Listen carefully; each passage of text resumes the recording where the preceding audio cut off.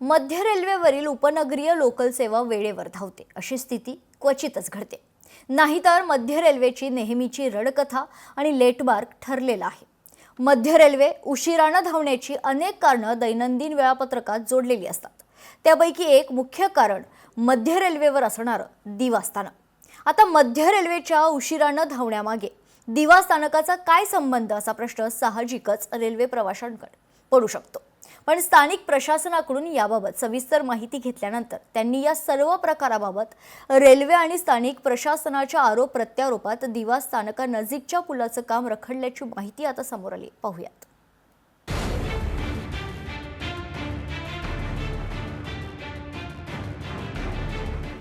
दिवा स्थानकाजवळील रेल्वे फाटक कळीचा मुद्दा. रेल्वे पुलाचं काम रखडल्यानं मध्य रेल्वेला होतो उशीर. तब्बल 10 वर्ष पुलाचं काम रखडले. अधिकारी जबाबदारी झटकतायत. गेल्या अनेक वर्षांपासून दिवा रेल्वे स्थानकात मुंबईकडील दिशेला रेल्वे फाटक आहे. दिवा पूर्व आणि पश्चिमेला प्रवास करणाऱ्यांसाठी हे फाटक एकमेव आधार आहे. त्यामुळे अनेकदा हे फाटक पादचाऱ्यांसाठी खुलं असतं. परिणामी अधिक वेळ फाटक उघडं ठेवावं लागतं. याचा थेट परिणाम रेल्वे गाड्यांवर होतोय. हे फाटक बंद करून येथे रेल्वे उड्डाण पुलाचं बांधकाम करण्याची मागणी अनेक वर्षांपासून होत आहे. गेल्या 10 वर्षांपासून या उड्डाण पुलाला मंजुरी मिळाली आहे. पुलाचं बांधकाम सुरू झालंय, पण तो तेव्हापासून आजचा गायत अर्धवट अवस्थेत आहे.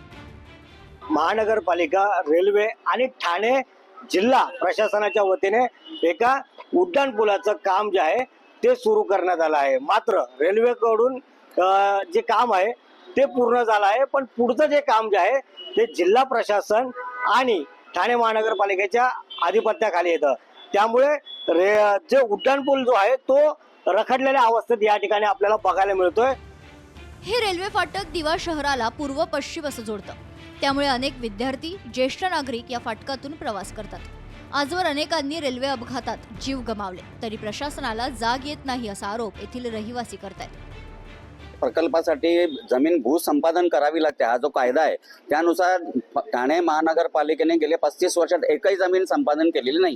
2021 ला ऑक्टोबर महिन्यात ही घरं दिवाळीच्या तोंडावर तोडण्यात आली होती आणि त्याला आता 5 वर्ष व्हायला आली. पण 5 वर्षात त्यांना गर्डर टाकायचं काम करण्यात नाही आलं. असं घिसाड घ्यायचं काम ठाणे महानगरपालिकेने केलेलं आहे.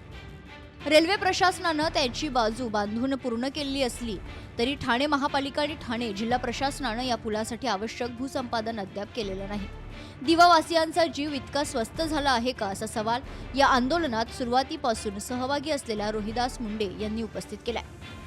दिवाळीच्या तोंडावरती या बिल्डिंग तोडण्यात आलं. इथल्या लोकांना बेघर करण्यात आलं आणि सांगण्यात आलं की तातडीने हा ब्रिज बांधायचा आहे म्हणून ह्या बिल्डिंगी तोडण्यात येतो. परंतु या लोकांना कोणत्या आजपर्यंत मोबदला दिला नाही. त्यांना बेघर करण्यात आलं आणि आपण बघाल की जवळजवळ 5 ते 6 वर्ष झाले हा ब्रिज अजूनही रखडलेला आहे. पूर्वेला तरी कॉलम आता टाकण्यात आलेली आहेत, परंतु पश्चिमेला हा ब्रिज कुठे उतरेल हेच अजून ठाणे महानगरपालिकेच्या अधिकाऱ्यांनाही माहीत नाही. कोविडमध्ये ज्यावेळी रेल्वे वाहतूक बंद होती त्याचवेळी दिवा फाटकावर उभारल्या जाणाऱ्या पुलाचं काम रेल्वेच्या वतीनं आपण पूर्ण केले अशी माहिती रेल्वे प्रशासनानं दिली आहे. आता ठाणे जिल्हा प्रशासन आणि ठाणे महापालिका यांच्या हद्दीतील कामं अपूर्ण असल्याचा दावा रेल्वे अधिकाऱ्यांनी केलाय.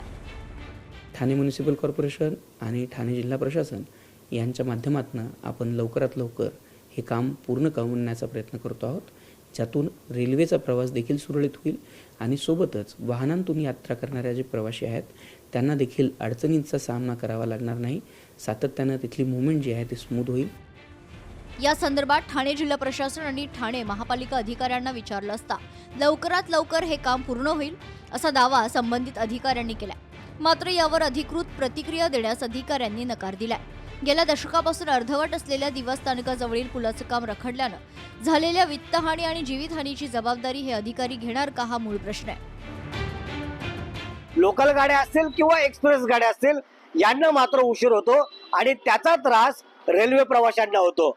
या उड्डाण पुलाचं काम कधी होणार पूर्ण, आता ठाणे महानगरपालिका व जिल्हा कलेक्टर यावरती काय उत्तर देणार आहेत हे पाहणं महत्त्वाचं ठरणार आहे. मनीष गांगुर्डे, लोकशाही मराठी, ठाणे. लोकशाही मराठी ऐका, पहा, जागरूक रहा.